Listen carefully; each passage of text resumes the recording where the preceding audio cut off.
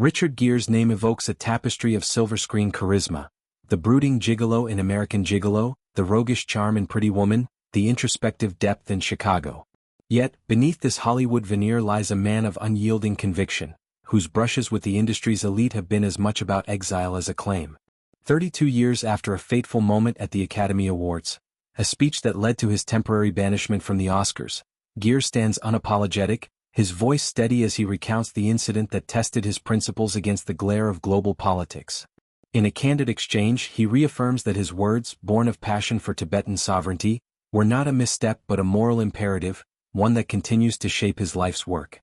The evening in question unfolded in 1993, during the 65th Academy Awards, a glittering affair where dreams are minted into statuettes. Gere, then at the zenith of his romantic leading man phase, was tasked with presenting the Best Art Direction award. The auditorium buzzed with anticipation, stars like Al Pacino and Marissa Tomei mingling under the chandeliers. As Gere approached the podium, the script called for a straightforward announcement. But in a surge of authenticity that would define his legacy beyond the footlights, he veered off script.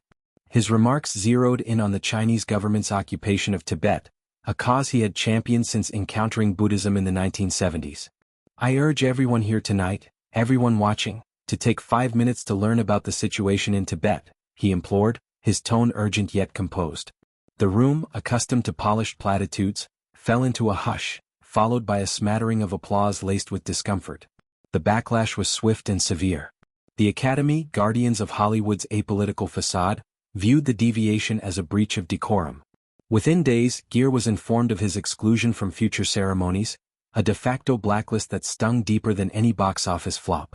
For an actor whose career hinged on visibility, this was professional sabotage masked as propriety. Whispers in industry corridors painted him as trouble, a Buddhist monk in pinstripes disrupting the lucrative dance with international markets, particularly China, whose box office clout was burgeoning. Gere, however, saw it differently. In recent reflections, he dismisses any regret. "I didn't think there was anything wrong with that situation. I do what I do, and I certainly don't mean to hurt anybody." His words carry the quiet defiance of a man who has long prioritized ethical alignment over expediency. This stance is rooted in Gere's profound engagement with Tibetan Buddhism, a spiritual odyssey that began in his youth amid the counterculture's spiritual quests. Raised in a working-class Philadelphia family, Gere's early forays into acting were fueled by a restless search for meaning. His encounter with the Dalai Lama in 1978, during a period of personal reinvention, was transformative. The exiled leader's teachings on compassion and nonviolence resonated, pulling Gere into activism.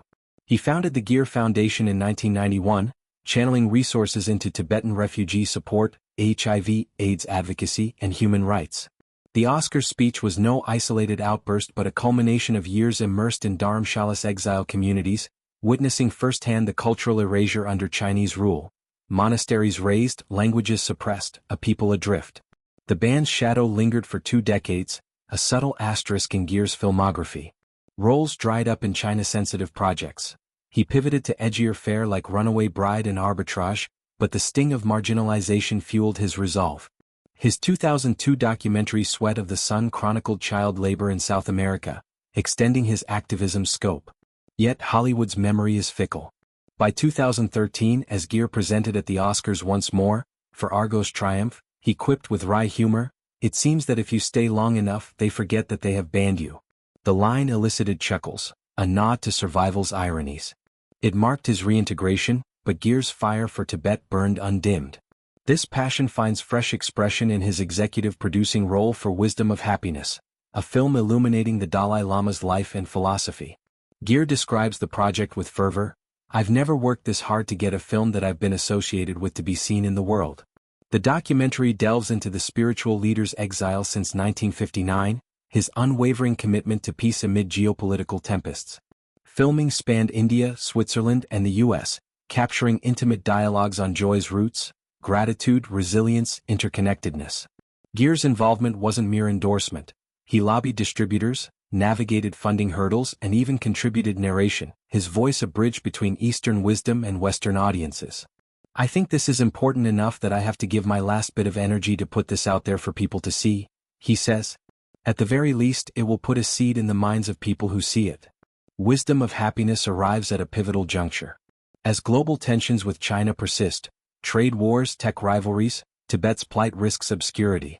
The film counters this with vivid storytelling, archival footage of the 1950 invasion, the Dalai Lama's escape over Himalayan passes, and contemporary vignettes of monastic life.